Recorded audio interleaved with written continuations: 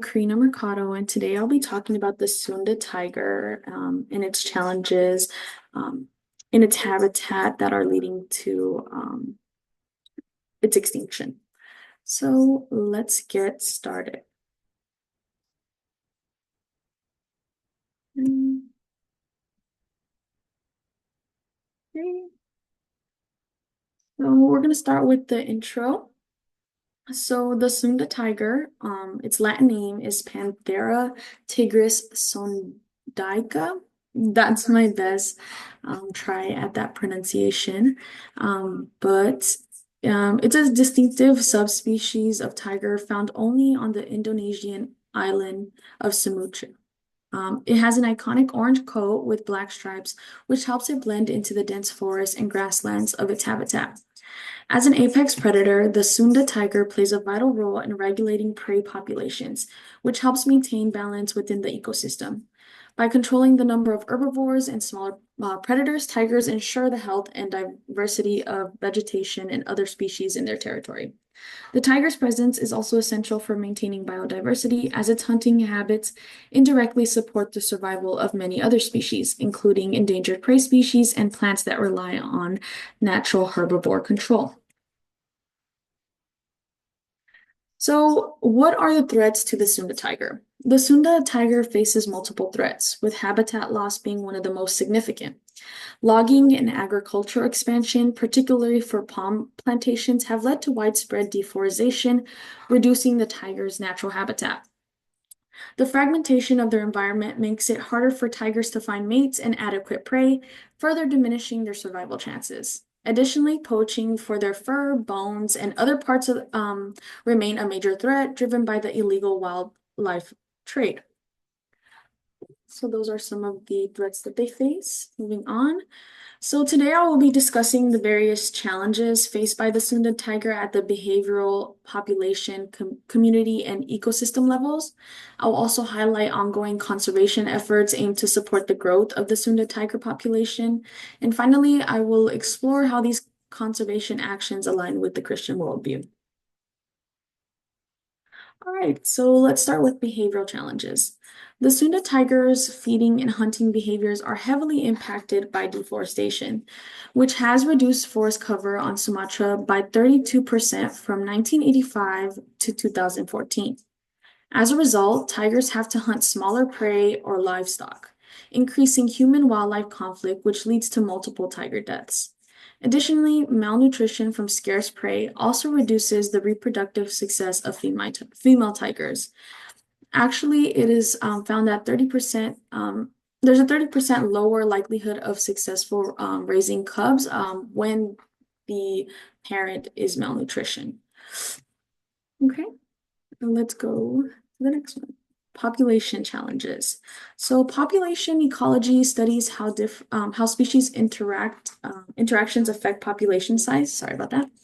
For Sunda tigers, their solitary nature and large home ranges make it difficult to find mates. As habitats become fragmented, the tiger population is isolated, making successful mating harder. With only about 600 Sunda tigers remaining in the wild, isolated populations face genetic bottlenecks and inbreeding, which reduces genetic diversity.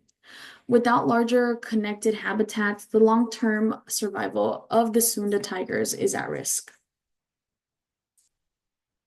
Okay. So now to community challenges. The Sunda tiger faces significant challenges from its interactions with other carnivores, such as the Indo-Chinese leopard. These two apex predators often compete for overlapping prey species. Usually, tigers hunt larger animals and leopards focus on smaller or medium-sized prey.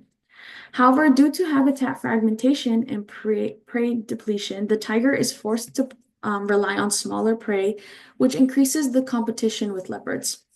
Additionally, leopards are highly territorial and will engage in aggressive encounters with tigers to assert dominance over food-rich areas. The competition of resources reduces the tiger's ability to maintain healthy body conditions and reproduce effectively.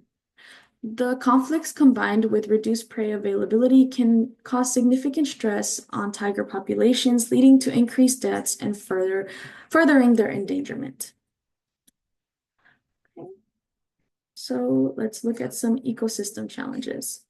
As habitats shrink due to deforestation and human expansion, the Sunda tigers are more likely to come in contact with human populations.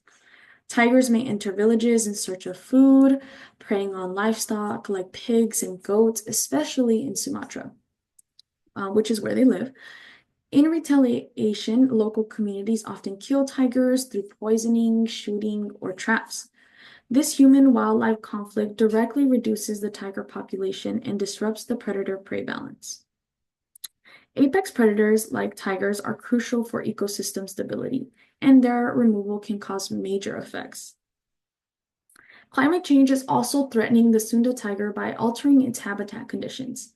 Shifting rainfall patterns have drastically reduced rainfall in recent years from 4,700 millimeters to 2,500 millimeters. This affects vegetation and reduces the availability of prey species such as deer or wild boar. If prey moves to new areas due to environmental changes, tigers may struggle to find food. These combined challenges, human conflict and climate change, put the Sunda's tiger survival at risk. So what are they doing to help the Sunda tiger populations? So the World Wildlife Fund plays a significant role in conserving the Sunda tiger, focusing on habitat restoration and population recovery through its TX program, which aims to double the number of wild tigers. In Sumatra, WWF protects critical breeding grounds and collaborates with other organizations to manage 100,000 acres of forest. They safeguard these habitats from exploitation and ensure tigers have access to resources essential for hunting and breeding.